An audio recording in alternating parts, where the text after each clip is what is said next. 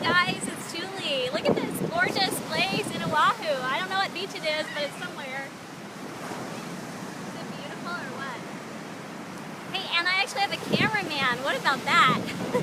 Hey, we're here working, but I just wanted to, today is the first day of our brand new series, 5 Simple Tools to Overcome Anxiety.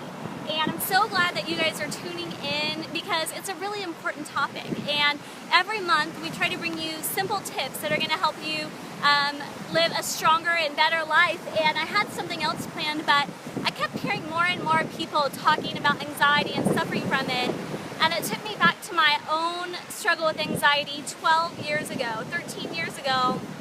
I found myself laying in the middle of the bathroom floor at 3:30 in the morning in a fetal position, gasping like a fish out of water, and I thought I was dying, and I was crying and hysterical, and found out that was actually my first panic attack. And from then on, I ended up going and having a lot of anxiety. I had to get counseling, I had to get medication, I had to learn how to control my mind and my body. And so there are simple tips that you can do to control when you start having that anxiety coming up. So it begins in your mind. Oh, that sounded loud. It starts in your mind, and then what happens is this vicious cycle, because then you start feeling it in your body. Your heart's beating fast, and you can't breathe. You can't take a deep breath, and your mind is racing, and your adrenaline's pumping, and then that goes back into your mind, and sometimes you feel like I did, like you're gonna die. I would feel literally like I was gonna die. And, you know, that is a result of that vicious cycle that goes on from your mind to your body, from your mind to your body, and it makes your mind worse. So, alright, so I guess we're back. Woo! Anyway, so that is my experience with anxiety. It was a long-term process of getting through that and getting over it. And I just wanted to talk to you guys about this. Do you know how it works when your light goes on at your house, and when you turn that light switch, we just take it for granted what happens. But what happens, think about this, my daughter has this little science set that's about circuits.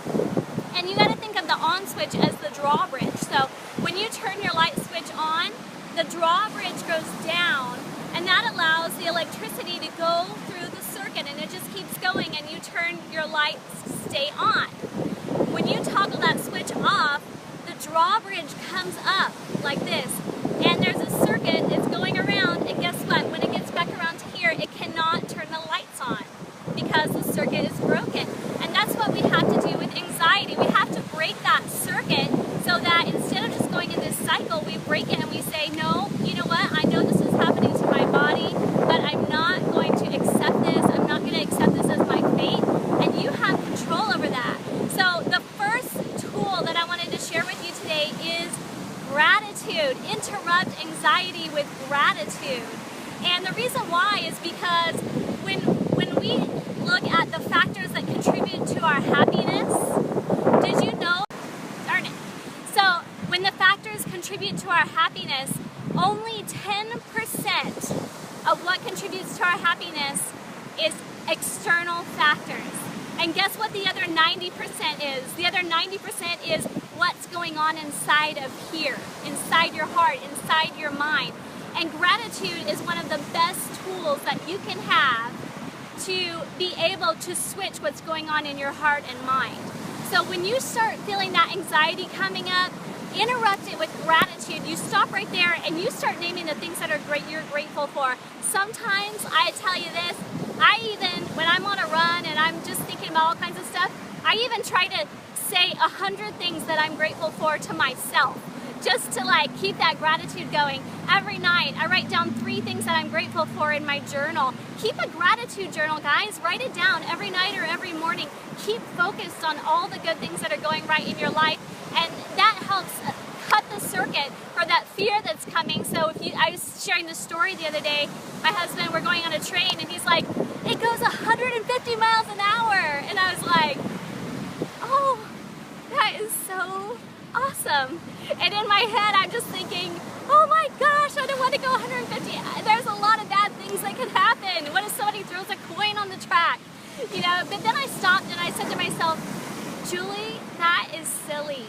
you need to be grateful for this opportunity to go on the train during the fall on the East Coast, and you need to stop and be grateful for that. And so I just want to encourage you, whenever you're facing that anxiety this week, pull out that tool out of your tool belt, pull out gratitude out of your tool belt, and that will help interrupt. Stay tuned for tomorrow because I've got a bunch more good tips for you guys that's going to help break that circuit of anxiety. And hey, I hope you have an awesome day. I love you and love to hear from you, and just love to hear your stories. So anyway, keep in touch. Talk to me. Let me know what you think and what you think about Oahu. If you have any good places that we should go while we're here. All right, love you all. Bye. Mwah.